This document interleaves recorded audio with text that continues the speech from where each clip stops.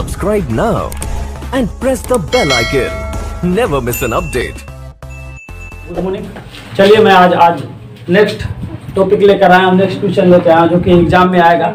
और ये जो हिटलर का उदय हुआ था उसके बारे में ये सारा टॉपिक है।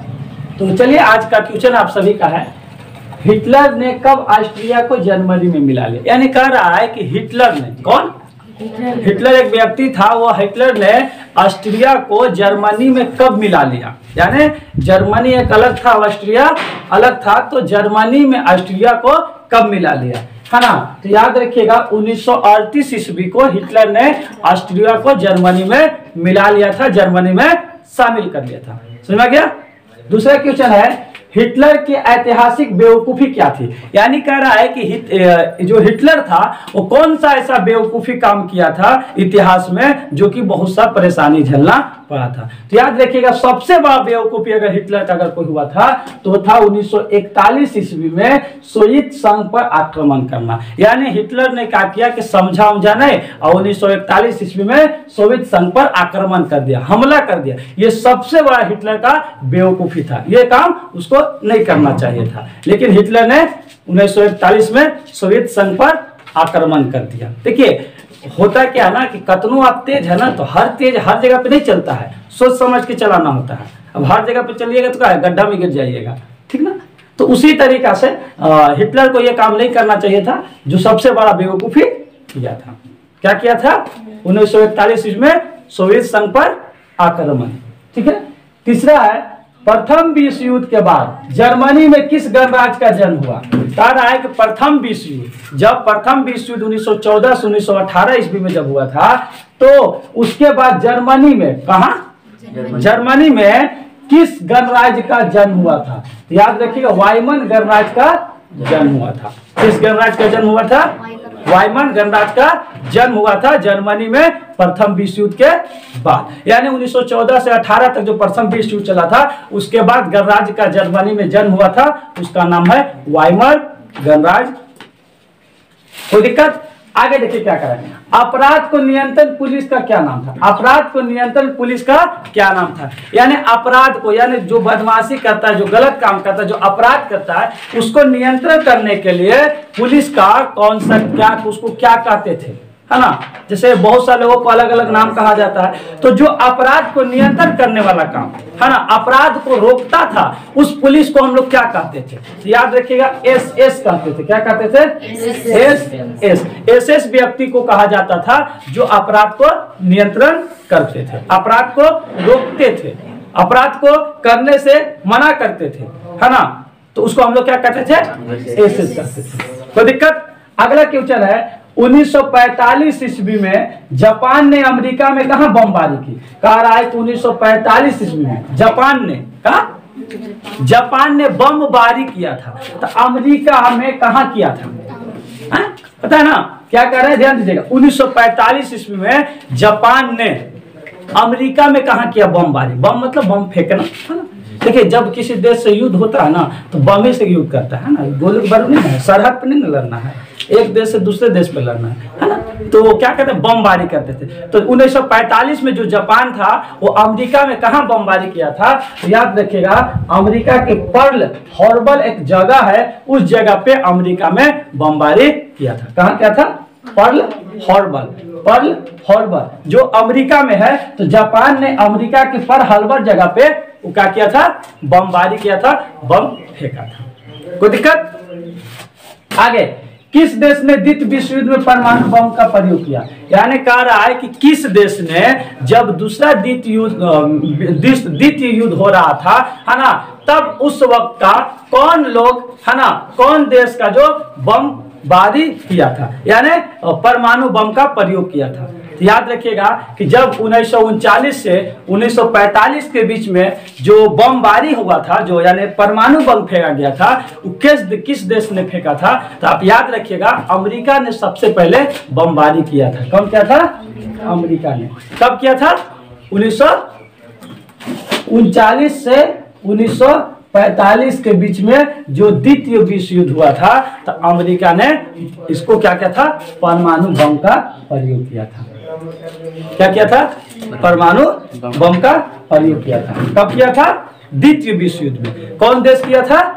अमेरिका। पहली बार अमेरिका द्वितीय युद्ध में, है ना, कोई देश परमाणु बम नहीं प्रयोग किया था, लेकिन अमेरिका ने सबसे पहले द्वितीय युद्ध जब हो रहा था तो अमेरिका ने परमाणु बम का प्रयोग किया। कोई दिक्कत?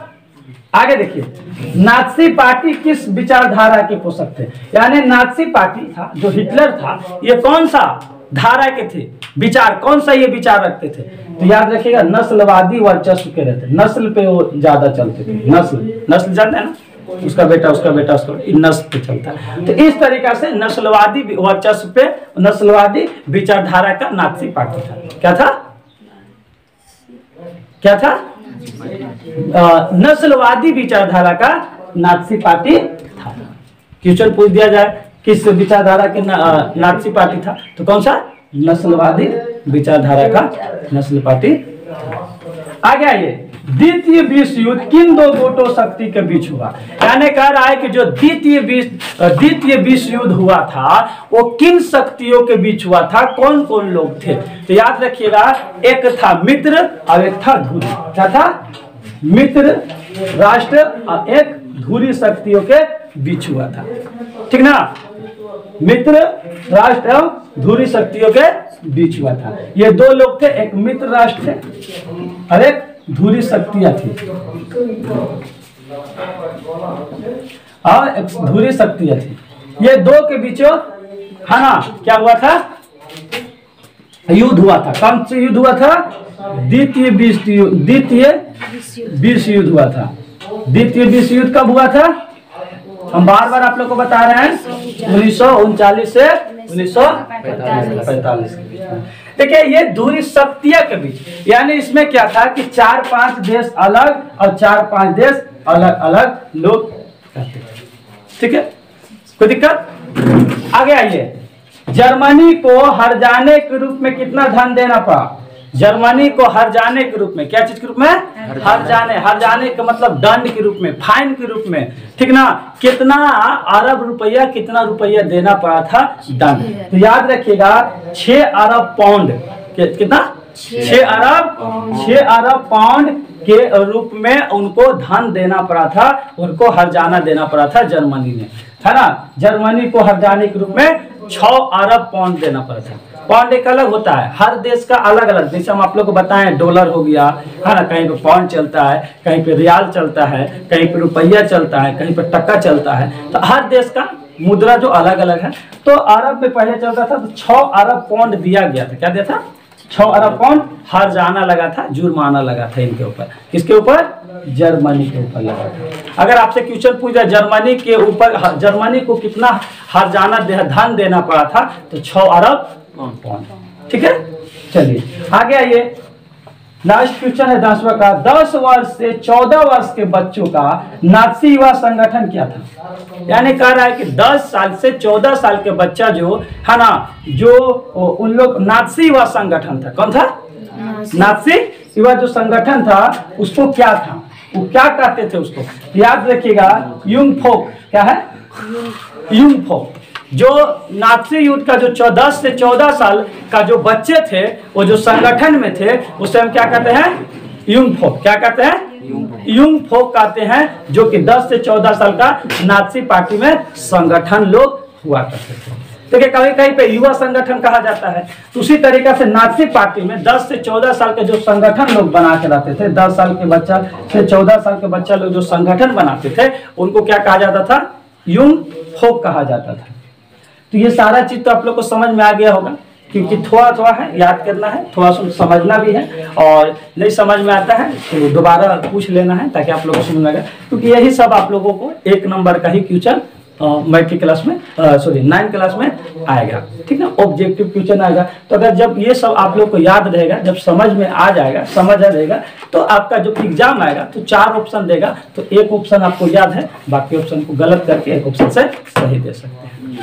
क्योंकि आप लोगों का जून में एग्जाम होने वाला है, तो जब तक अच्छे तरीका से नहीं पढ़ाई करते हैं तो अच्छा नंबर नहीं ला पाइएगा। और आप ट्यूशन किस लिए कर रहे हैं? अच्छा नंबर लाने के लिए, पास होने के लिए नहीं। पास तो ऐसे ही हो जाइएगा। आप अच्छा नंबर लाने के लिए जब पढ़ाई करना है तो अच्छे तरीके से पढ़ाई करना होगा, अच्छा नंबर लाकर मैट्रिक में इससे भी ज्यादा अच्छा नंबर लाने का प्रयास करना है, अच्छा नंबर। तो आप मेहनत कीजिए, पढ़ाई कीजिए, पर डे आइए, नहीं समझ में आता है दूसरे दिन क्वेश्चन पूछिए, ताकि आप लोगों को कोई भी टीचर आपका कोई भी सब्जेक्ट का हो वो आपको समझे। तो बस आज के लिए इतना, फिर मिलेंगे, धन्यवाद। Subscribe now and press the bell icon. Never miss an update.